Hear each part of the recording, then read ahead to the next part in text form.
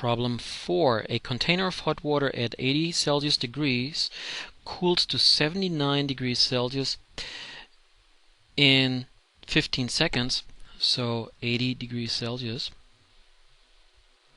to 79 degrees Celsius in 15 seconds. When it is placed in a 20 degree Celsius room, so 20 degrees Celsius room. Use Newton's law of cooling to estimate the time it will take for the container to cool from 50 to 49 and still later to cool from 40 to 39 degrees Celsius. So 50 to 49,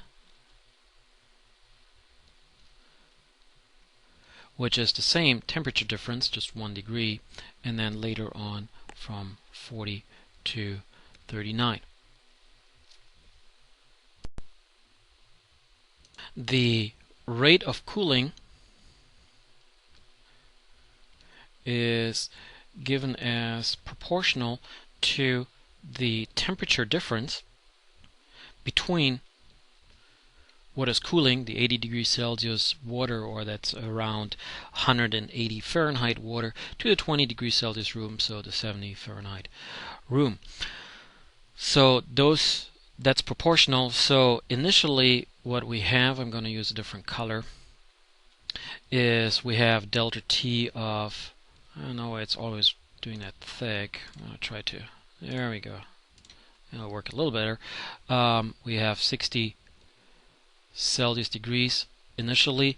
Later on we're going to have delta T equals 30 Celsius degrees. Notice 50 compared to the 20 degree room, and then still later on delta T equals 20 Celsius degrees, the 40 degree water compared to the 20 degree room.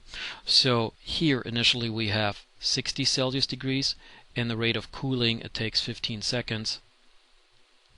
And then we're going to have 30 Celsius degrees, and then we have 20 Celsius degrees.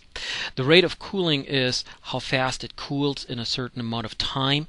Since we actually have the time given, we would have to invert that number, but I believe you can also see that if it takes 15 seconds for 60 degree difference to cool just by 1 degree, so 1 degree Celsius per 15 seconds, then over here you can see that it will take twice as long, or the rate of cooling has halved.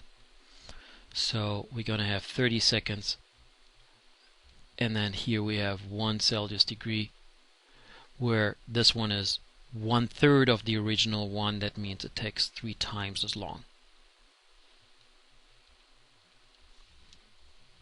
And you may know that from other applications, a very hot cup of coffee or cup of soup will drop faster in temperature than a lukewarm soup. Of course, still you're going to eat the lukewarm soup, but because the temperature is closer to room temperature for the lukewarm soup, it takes longer to cool even further than a very hot soup, because that's what the rate of cooling says.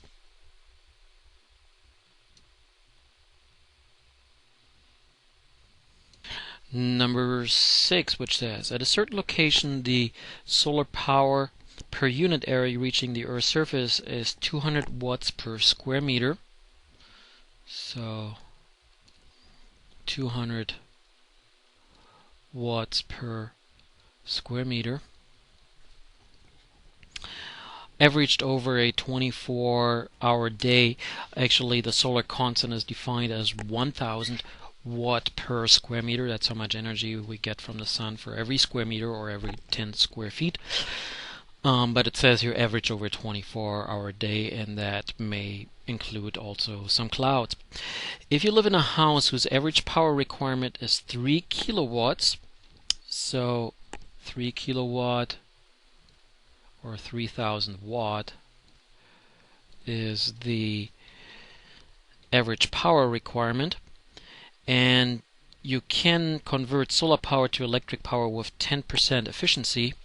And I heard that from a contractor the other day, could be as high as 18% efficiency. That means that the other 90% in this case here cannot be converted to electric power. How large a collector area will you need to meet all your household energy requirements from solar energy? Will it fit in your yard? Okay, so we have an amount of power of 3000 watts that is needed for the house, and that equals the area that is needed